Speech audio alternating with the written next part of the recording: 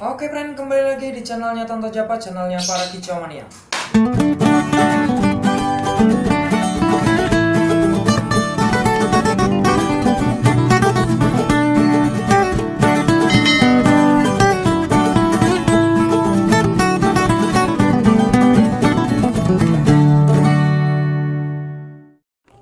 Oke, kali ini gue masih bersama Bang Oji Saputra. Oke, Bang Oji, kali ini kita mau merangkum atau bisa kita bilang konten kali ini adalah konten dari keseluruhan yang selama ini kita bikin, kita rangkum menjadi satu. Ada berapa step atau ada berapa langkah dari mulai nol bahan sampai jadi konslet. Nah, monggo Bang Oji untuk dijabarkan untuk langkah-langkahnya Bang Oji. Ya, ini ya apa? Ada 5 langkah sih ya. 5 langkah ya. Oke Bang Oji, 5 langkah. Yang pertama Bang Oji. Yang pertama itu ya pemilihan bahannya harus tepat, ibaratnya kan bahannya ya gimana ya? Ya ciri-cirinya yang udah disebut gitu ya kan. Ya. Intinya bahannya yang birai ngekek atau pesta ngekek atau dia nadanya kering atau durasinya panjang ya kan gitu. Intinya yang menurut kita bagus lah, cuman emang udah ada patokannya tuh ya bahan itu ya. Sama yang kedua digacorin. Tahap yang kedua adalah penggacoran. Penggacoran. Nah, penggacoran tadi dengan tahapnya itu seperti apa tuh Bang Oji untuk versinya? Ya kalau penggacorannya kan dijejer-jejer gitu ya kan, ada yang dimandiin terus, ada yang dijemur kencang kan gitu ya kan, biar maksudnya biar bunyi lah ya kan, burung kan dirawat gitu kan maunya kayak gini-gini kan bunyi ya kan nanti kan. Kalau gacor itu burung kan bunyi terus ya, cuman Ya. belum ngedouble. Ya. Itu gacor itu burung bunyi terus ngek ngek ngek ngek ngekek ngekek ngekek, itu namanya gacoran. Gacor. Nah, dalam proses penggacoran dengan sistem tempel tadi otomatis lagi dicari nih ya pencarian maunya si lovebird tadi ya. Ada yang pengen burung si lovebird ini mandinya yang kenceng yang sering Bang Oji sampein. Ada justru memang yang dijemur kenceng, pakannya kenceng malah gacor gitu. Jadi proses yang penggacoran itu proses perawatan harian sampai nanti pas dipisah-pisah itu menjadi gacor. Oke, itu jadi prosesnya untuk tahap penggacoran. Kalau untuk tahap selanjutnya tuh Bang Oji? Yang ketiga itu dobelan. Dobelannya ibaratnya kuat ya. Dobelan kuat itu istilahnya ngekek, jeda dikit ngekek lagi, jeda dikit ngekek lagi. Nah itu namanya disebut dobelan ya kan. Ibaratnya banyak orang masih yang bingung lah ya masalah dobelan itu ya. Dobelan itu ya kayak gitu, habis ngekek ngekek lagi lah, itu dobelan. Ya di situ kalau dobelan itu jatuhnya ya butuh kesabaran. Sebenarnya rawatannya itu hampir sama kayak tahap penggacoran. Iya. Ya kan? Cuman di situ mungkin waktunya agak lama biasanya kalau dobelan, karena kita menerapin di gacor situ ya, ibaratnya emang itu nyambung. Di gacor situ kita udah baca rawatannya dia nih, ibaratnya rawatannya dia nih dijemur kenceng ya kan. Oh kita jemur kenceng terus ya kan, pakan kenceng. Nanti tinggal nunggu sabarnya, ibaratnya itu lama-lama ngedouble ya kan, itu udah naik stepnya ke dobelan, ibaratnya udah jadi burung gacor di rumah, udah ngedouble, udah bagus lah ya kan. Ya udah, ya selanjutnya itu apa, tahap keempat jadi pasangin. Oh, jadi setelah tadi tahap pendobelan tadi, step selanjutnya setelah dobelan kuat dipasangin. Oke, sebelum lanjut ke tahap 4 nih, banyak pertanyaan begini nih Bang Oji.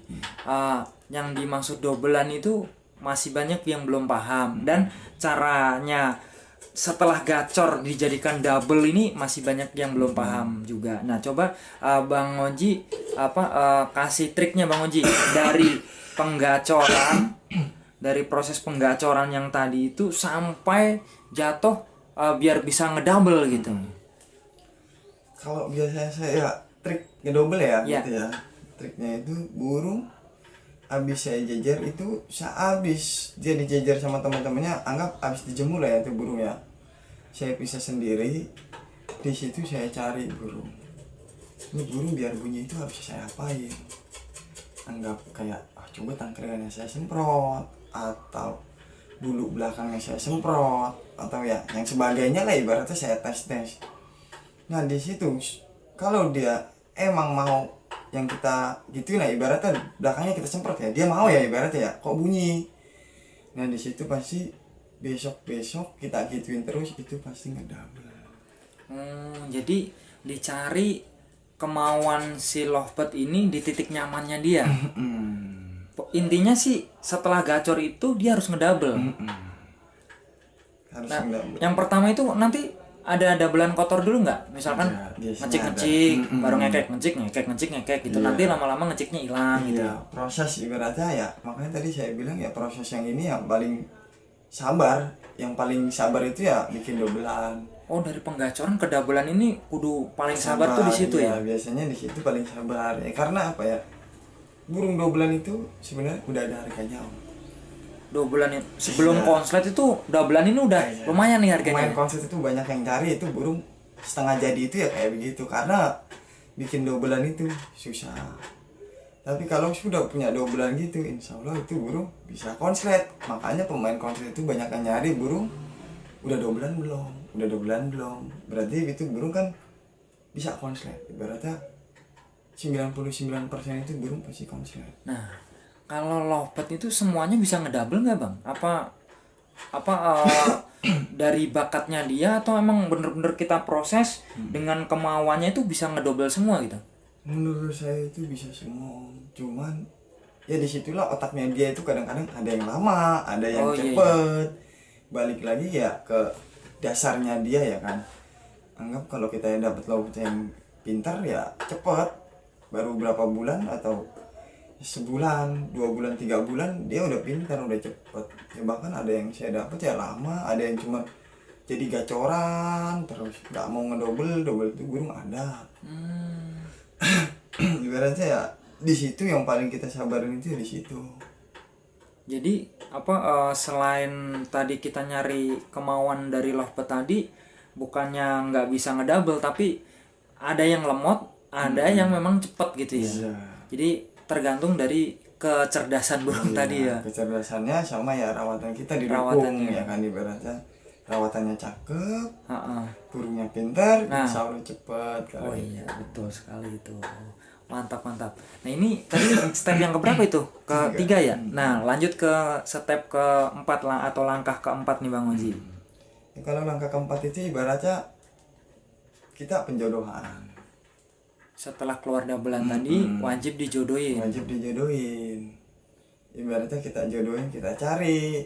Intinya kalau tahap penjodohan itu intinya akur. Dia akur, karena kadang-kadang kita main burung itu kita lobet itu bingung kadang-kadang ini jantan atau betina ya kan. Iya betul. Banyak kayak begitu, makanya saya selalu cari. Kalau anggap loh itu burung saya dapat gambling lah ya, cuma udah gacor nih. Saya carinya intinya akur. Dia intinya akur, nanti saya udah akur bercumbu-cumbu, saya latih lagi, balik lagi ke ketiga, dipetel lagi. Ibaratnya oh ya habis dipasang ini burung dobelannya masih kuat, masih ada ibaratnya. Oh setelah dipasang tadi tetap dilatih agar doubleannya ini tetap kuat. Kalau seandainya kita nggak latih ya kan, itu burung lupa dengan ngekeknya, karena kita itu membuat ya, ini kan Iya proses ya kita ya. betul. Berarti kan harus dilatih. Kalau proses itu kan dia harus dipelajarin terus. Berarti nggak bisa didiemin. Saya cuman ngasih waktu itu biasanya kalau tahap penjodohan 3 hari ya. 3 hari itu biarin dia sama pasangannya tuh yang baru dapat itu. Saya diemin nih, oh burung nggak mau ngekek. Ibaratnya sama pasangannya nggak mau ngekek, itu saya latih dia. Saya latih balik lagi ke 3. Ibaratnya saya petel sendiri. Saya petel, oh dia masih bunyi-bunyi. Kalau dia masih bunyi-bunyi gitu, oh berarti naiklah ke tahap berikutnya, ibaratnya gitu. Cuman kalau dia nggak bunyi, saya mundur lagi Om. Keempat ya di situ kan tahap saya hidup mati, ibaratnya ya kan. Betul, Keempat betul. itu pasangan itu hidup mati, saya mundur lagi. Kalau dia seandainya kita pasangin dia dipetal sama pasangannya, dia diem aja, kita mundur lagi.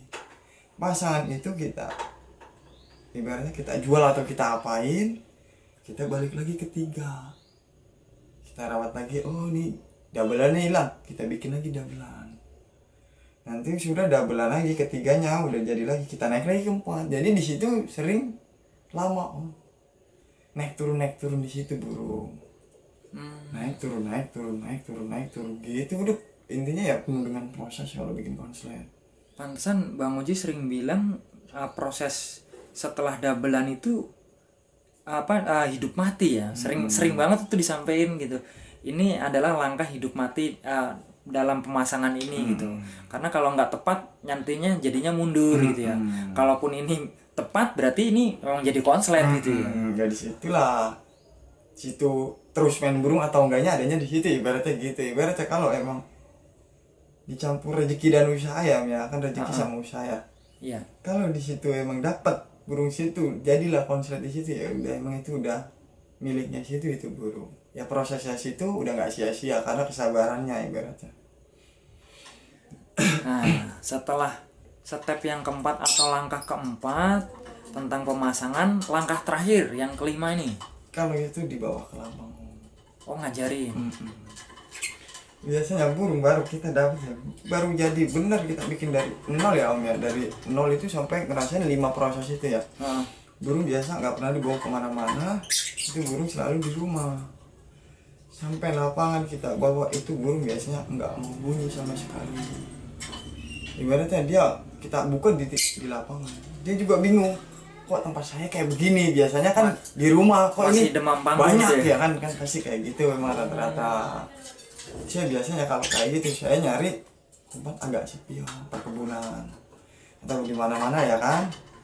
Saya bunyiin dia. Ibaratnya nih kalau bunyi itu di rumah saya ingat balik lagi lah ke proses yang ketiga. Dia kalau mau bunyi itu saya gantung, ibaratnya tempatnya agak sepi nih ya, di lapangan pun saya cari kayak gitu. Saya gantung tempat sepi. Kalau dia sudah bisa berani bunyi-bunyi di lapangan ibaratnya, udah bunyi. Saya turunin, saya tahan lah. Suatu saat mau naik gantangan, itu saya gantung lagi om di situ dia. Jadi dia bunyi, dia udah bunyi, langsung saya bawa ke lapangan. Jadi istilahnya itu manteng om. Kalau orang yang main konset itu manteng, dia udah bunyi pasti dia pengen bunyi lagi kan. Biasanya kalau burung konset itu udah bunyi sekali 2 kali biasanya mau bunyi lagi. Saya selalu kayak gitu. Tapi kalau dia nggak mau bunyi ya di situ kita harus banyak-banyak bawa ke lapangan. Tapi saran saya kalau emang melatih bahan, tempat lombanya itu dulu. Jangan anggaplah ini Selasa kita ke sini, Rabu kita kemana, ini kemana, jalan kayak gitu dulu. Kalau mau ya di situ dulu. Oh, satu tempat sampai benar-benar. Iya, sampai benar-benar dia ngerasain itu kayak rumahnya dia. Oh. Jadi dia dibuka pun kita sampai sana dia udah nggak kaget. Suasananya itu udah pasti sama. Jadi anggapnya dia itu rumah keduanya dia ya di situ. Jadi ngetriknya begitu ya. Jadi kalau emang di satu gantangan itu belum mau jalan, jangan pindah ke gantangan lain dulu. Di situ aja dulu terus. Di situ dulu. Jadi biar dia mengetahui rumahnya dia ya itu, rumah keduanya dia ya itu. Nanti dia udah bisa bunyi di gantangan situ. Ya kan kita tes ibaratnya dari pinggir ya. Nanti kita ke tengah. Oh, ke tengah udah bisa bunyi. Insya Allah digantang di mana-mana dia masih bunyi. Oh, jadi di tahap kelima ini disekolahin di gantangan, diajarin bunyi di gantangan. Terus kalau settingannya balik lagi ke step yang 3 tadi ya. Mau gacornya digimanain tuh? Iya. Oh, yang kemarin kalau kata Bang Oji pas lagi disemprot punggungnya dia mau bunyi. Jadi begitu dipetal dia disemprot punggungnya gitu. Nah, naruhnya pun juga pas perdana nggak jangan di tangan dulu ya Bang Oji ya? Iya, pasti agak jauh. Pinggir dulu lah ya gitu. Di pinggir. Oke, jadi itu proses yang selama ini kita ngonten yang Bang Oji kita pisah-pisah kan ya nggak? Tahap penggacoran, tahap pengeluaran doublean, tahap pemasangan, tahap ini itu gitu. Nah, sampai jatuh kita rangkum menjadi satu. Iya, jadi apa ya? Maksudnya yang vlog ini itu biar ada urutannya om. Enggak. Jadi contohnya dia nggak loncat. Betul. Ibaratnya dari milih bahan ntar langsung loncat ke 4 kan nggak Ah, bisa, harusnya diurutin, jadi nanti nonton kontennya pun berurutan. Urutan. Saya lagi nguasain milih bahan nih, ya kita tontonnya ilmu yang bahan dulu. Milih Bahan ini kayak gini kayak gini kayak gini, nanti kalau sudah ibaratnya oh, bahannya sudah dapet nih kan kita gacorin, oh gacorannya gini gini gini gini, jangan langsung mau loncat, jangan dites ke lapang. Betul. Masih baru dapat dari temen ibaratnya bahan, masih langsung dites ke lapang, prosesnya belum ada udah mau juara kan nggak mungkin ya kan. Prosesnya belum ada udah mau juara itu. Jadi belum punya bahan yang bagus udah langsung masuk ke pengen doublean gitu ya. Jadi stepnya loncat-loncat gitu ya. Emang harus dari dasar dulu. Mau bikin konslet lu harus punya burung bahan yang bagus gitu kan. Burung bagus ya udah pasti yang durasi ya Bang ya. Ya enggak? Itu udah nggak bisa dipungkirin lah ya. Burung durasi. Nah, lanjut lagi ke yang tadi tahap penggacoran, tahap doublean, pemasangan sampai jatuh ke sekolah. Oke, terima kasih nih Bang Oji untuk penjabarannya untuk 5 langkah dari dasar sampai jatuh ke konslet. Oke, buat teman-teman yang belum paham, monggo silakan untuk berkomentar, bertanya. Insya Allah nanti kalau memang kita ada waktu, dikasih kesehatan, ketemu lagi, insya Allah kita akan buat konten lagi di seputar pertanyaan dari teman-teman. Oke, ada tambahan Bang Oji? Apa ya tambahannya, bingung saya ibaratnya. Udahlah kayak gitu Cukup ya, aja. cukup ya. Takutnya teman-teman kalau ditambahin nanti tambah puyang lagi tuh. Iya. Jadi 5 yang tadi udah mewakili semuanya. Oke, siap Bang Haji. Oke, friend, terima kasih buat yang sudah menonton di channel YouTube-nya Tanto Java. Jangan lupa untuk subscribe, like, komen, dan juga share. Matur suwun.